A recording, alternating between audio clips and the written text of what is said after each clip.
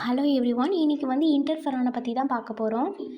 இந்த இன்டர்ஃபெரன்ஸ் வந்து ஒரு ப்ரோட்டீன். இது வந்து நம்ம பாடி இம்யூன் சிஸ்டத்துக்கு வந்து ஹெல்ப் பண்ணுது.